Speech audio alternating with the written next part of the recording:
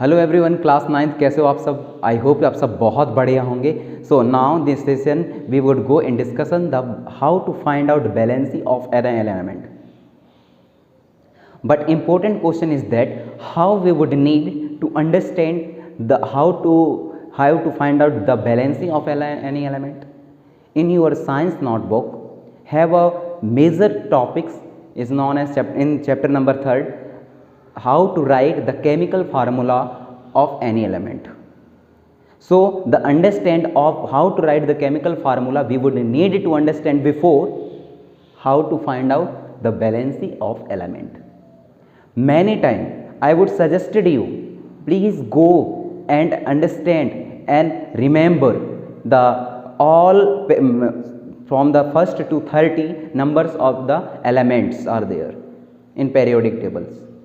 Okay, so what's the element are there beta? Hydrogen, helium, lithium, beryllium, boron, carbon, nitrogen, oxygen, fluorine, neon, sodium, magnesium, aluminium, silicon, phosphorus, sulfur, chlorine और argon.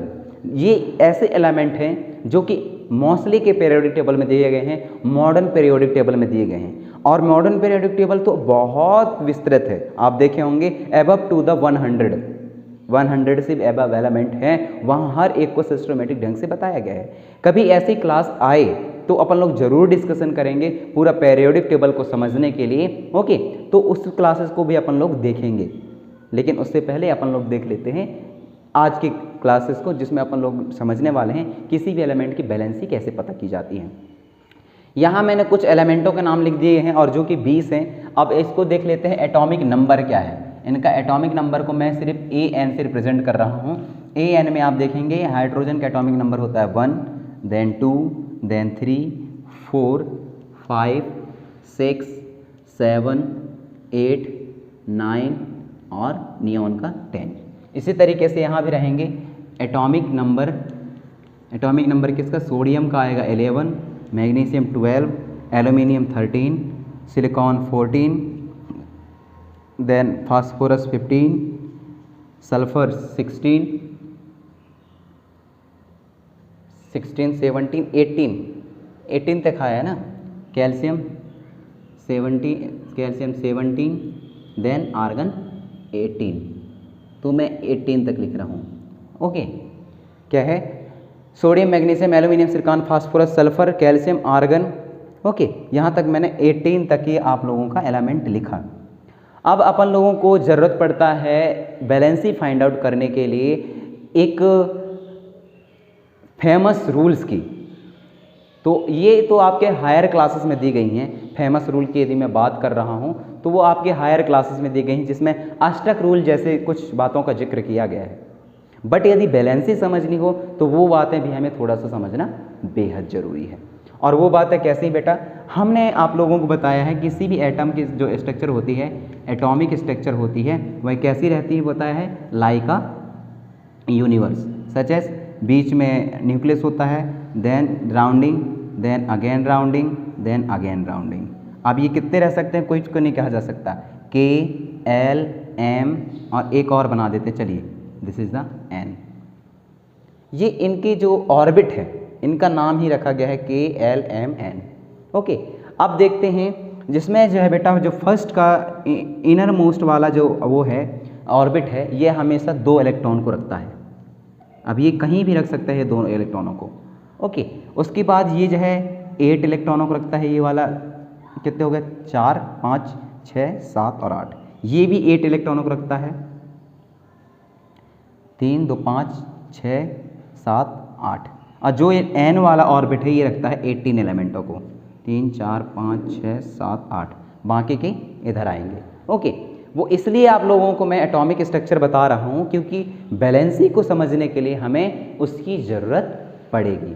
अब देखिए यहाँ hydrogen के लिए atomic number 1 है, atomic number 2 है helium के लिए, for the lithium atomic number 3, 4 for the barium, 5 for the boron, 6 for the carbon, 7 for the nitrogen, like this. अब इसको समझने के लिए हमें बैलेंसी को समझने के लिए हमें ज़रूरत पड़ेगी किसकी? इसके आगे इन चीज़ों को लिखने की।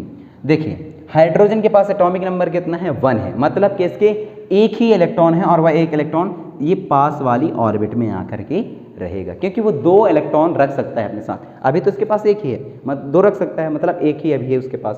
तो ये केवल फर्स्ट इस वजह से, क्योंकि ऑर्बिट की वजह से फर्स्ट ऑर्बिट पे और ये एस पे एक इलेक्ट्रॉन को रखा है। क्या बोल रहा हूँ, एक्चुअली ये रखता है 2 8 8 18 18 32 मीन्स 2 8 8 8 2 8 8 18 18 32 इस तरीके से एलिमेंटों को अपने साथ में रखता है। पर यहाँ ऐसे केसेस में आप लोगों को देखने को नहीं मिलती।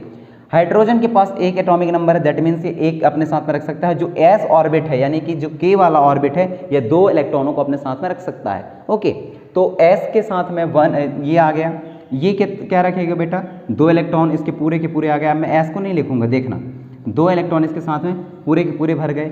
इसके साथ में ये कॉम्बिनेशन बनाएगा 2 और 1 का। क्यों?